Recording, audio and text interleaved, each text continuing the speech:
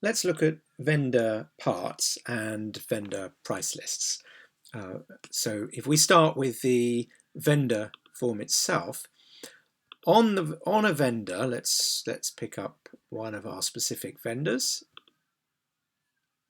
Paolo Maldini, and on a vendor there is a parts per vendor subform, and this lists the parts that are the default acceptable parts. So as you can see, there are two parts that are listed on the vendor.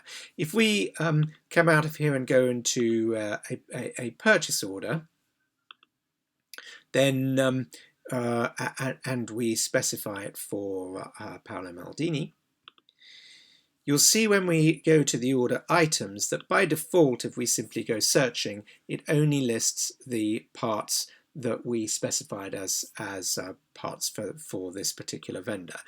That doesn't stop you overriding the part number, so you can go in and specify a completely different part number. You will get prompted that the vendor is not a normal vendor for this part, and it's suggesting that you add the item to the vendor parts.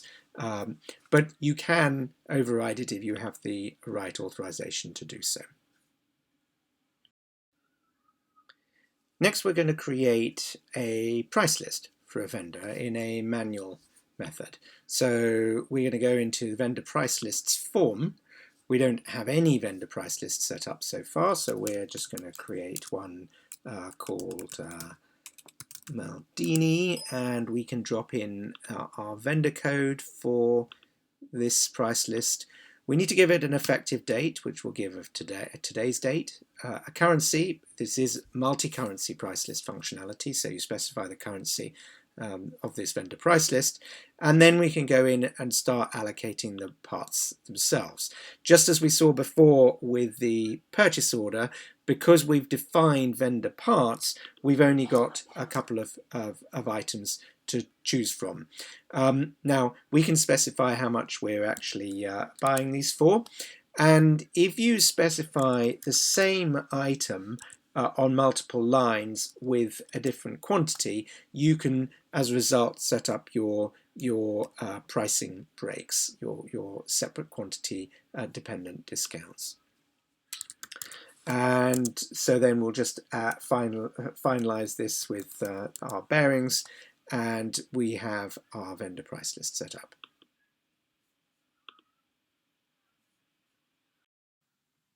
Now, I have a vendor set up who has rather more vendor parts configured to him, and so I've also created a vendor price list for him, but no parts on it, and I want a rather more automated method of creating the price list. So I can prepare the vendor price list feature.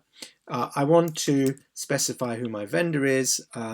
I may well want to put in my my code for the price list. I want my effective date. I can specify currency. These could be picked up automatically if they were configured on the price list itself, and then I'd simply run the routine. And what you can see is that there's a price list with 37 lines opened. So if we go and have a look at the price lists, we can enter our PL2 price list, and we need to search on it. We can enter our PL2 price list in this way. This picks up the details of the price list, and in the part prices you can find all of the parts. It doesn't know the logic on which we want to create the prices themselves. We just have to go through and start entering the amounts for each of the items.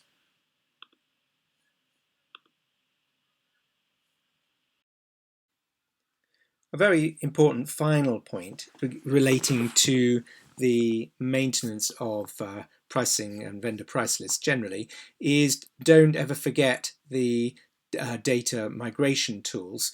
There is the ability to import to an interim table the vendor price list, And so all of the data that we saw being entered both manually and in a semi-automated fashion can be loaded into an interim table, checked, and then once you're ready, brought in totally automatically from external sources, particularly Excel spreadsheets, and double checked on the way in order to bring in potentially massive amounts of data.